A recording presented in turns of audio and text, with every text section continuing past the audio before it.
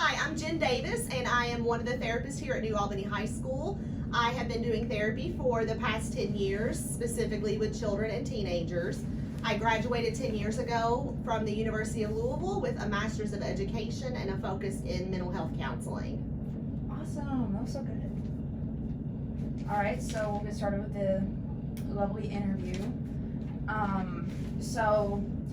You are a therapist, yeah? Yes, I'm actually licensed in 2 different states to practice therapy. Really, what 2 states? Kentucky and Indiana. So that means you can give a pretty good descriptor of what PTSD is. I hope so. If you wouldn't mind, can you explain the category to which PTSD belongs to in the DSM-5? So it's going to fall under the trauma and stressors category. A lot of people would probably think it's going to be with other categories like child development, but it's actually just considered a trauma and stressor disorder. Could it be considered a panic disorder? No.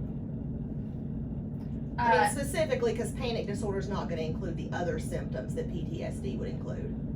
And can you give a brief summary of what the condition entails of? PTSD specifically starts with a person witnessing either someone die or they fear for their own lives and the fact that they may die. And then as a clinician, we look for different categories of symptoms. So one is emotional dysregulation. So looking at a person who gets easily triggered, has anger outbursts that are out of proportion, and things of that nature. We look for avoidance. So does the person try to avoid talking about the stressors? Anger is definitely a cue. So we kind of look at that overall picture and determine whether or not they meet that criteria. Excellent. Moving on, how exactly can you develop this disorder? What are the causes? Oh, that's a really good question. So it's basically like you're going to witness someone die. So it could be that you were in your car and you saw a car accident and the person died. It could be that you almost died yourself. Maybe someone was hitting you, or a parent, did something really bad with a gun. I don't know, but if you thought you were going to die for any reason, that would cause PTSD. So anything that brings you to that point of where you're kind of facing that life or death thing, which is why we really saw it start with Vietnam, where the soldiers were faced with witnessing people die and then possibly dying themselves. Do you know how common PTSD is, or do you have any statistics on it? In the DSM, it says 3.5% in America, which is higher than other countries. So I think that's quite interesting that even though we're a developed country, we seem to have higher numbers of this. So I'm sure many are curious to know, when can you be diagnosed age-wise? That's a good question too. 6 or above is the criteria. Do you know why it might be 6 and above? I think they're probably looking to make sure that some of those outbursts are not related to the age, because a 3-year-old could have some anger outbursts, could be avoiding some things that they don't want to talk about. So I think that that's probably a big part. We're trying to tease out if it's a developmental issue. What does the process of diagnosing a patient look like whenever you're diagnosing PTSD? That's another good question. I mean, any kind of initial assessment, we're going to look at the person's life as a whole. So for me personally, I'm going to ask, like, what's your legal history, medical problems? Who do you live with? What kind of trauma have you experienced? And then I'm going to want to know more about symptoms, like how's sleep? How's your anxiety? How is your anger? All kinds of different questions.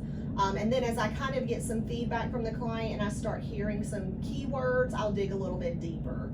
So if they say, well, I watched my dad beat my mom and I thought she was almost going to die, that's going to cue me in that maybe they were afraid for themselves. So I may ask more specific questions, like how did you respond and how did you feel afterwards? So do you know what some keywords would be? Nightmares, avoiding, I was really scared, things like that usually cue me in that maybe there was some terror there. Can you tell me more about the symptoms? Are they universal or do they differ person to person?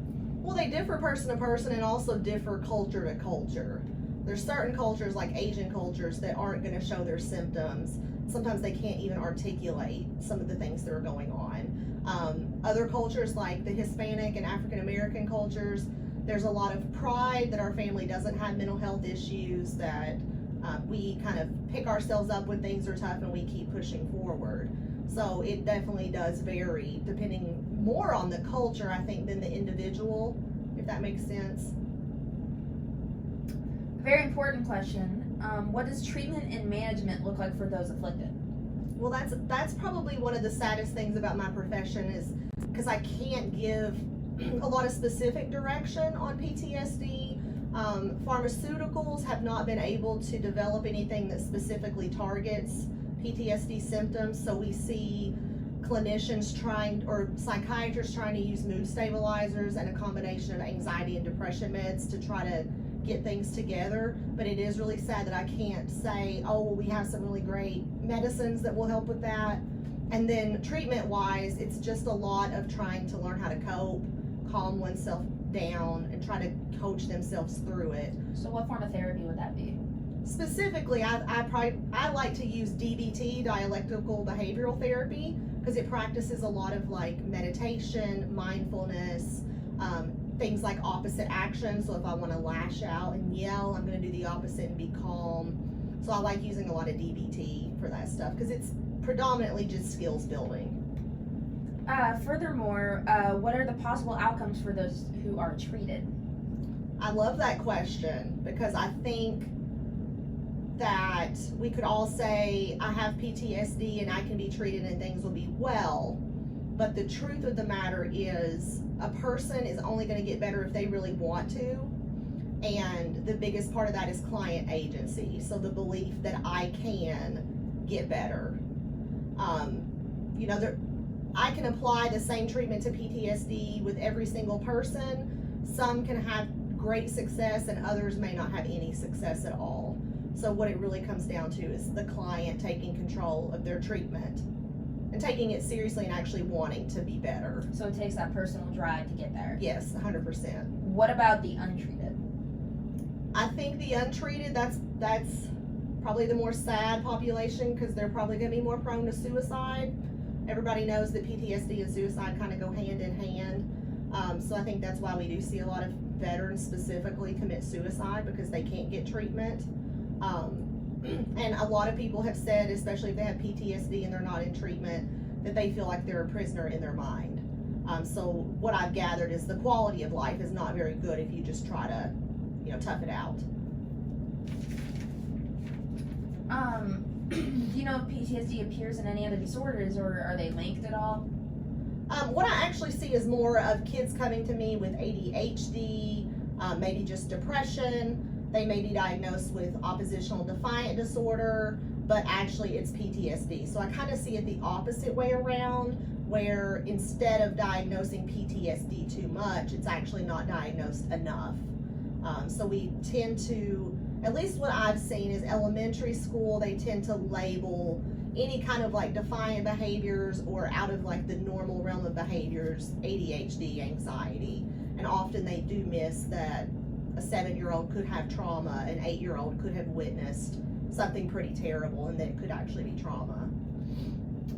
Alrighty, now would it be okay if I ask some questions from other teenagers Sure. my age? Can PTSD be genetic? No, absolutely not. Because we actually need that stressor, that traumatic event where we witness something happening, so we can't be born with that already. What are the different types of PTSD, if there are any? There's PTSD and then there's complex PTSD, and with complex we usually see that the individual has several events that would meet that criteria for PTSD. Is CPTSD a separate diagnosis, or is it still under the PTSD diagnosis? It's still under the PTSD diagnosis. They haven't actually made that a different separate one in the DSM. Do you know the so could you explain a little bit more how they're different?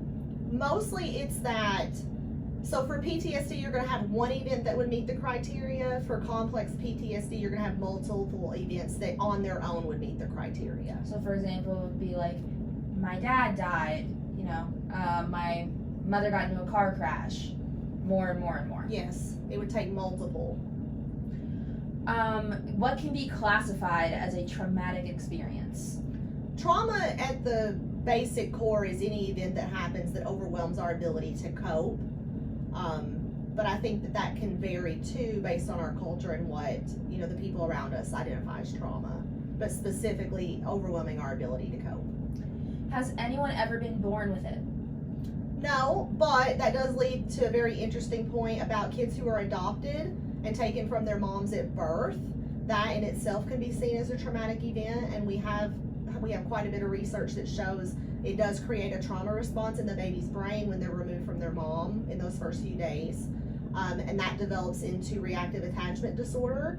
So someone's not going to be born with PTSD, it's not genetic, but that initial removing a child from the mom is enough to create a traumatic experience in their brain and trigger that response. Is there a cure for PTSD? No, unfortunately there's not, and there's very, very limited research on medications that could work. They've tried, but they can't find anything that's going to be specific for PTSD. So a lot of the medication used for PTSD is used primarily for other it's disorders. considered off-label, where we can use it to try to help with these symptoms, but it's not the preferred medication. Can you get PTSD from an emotionally traumatic experience? I like that question a lot because I have noticed there seems to be maybe some confusion about what is trauma, what's a stressor.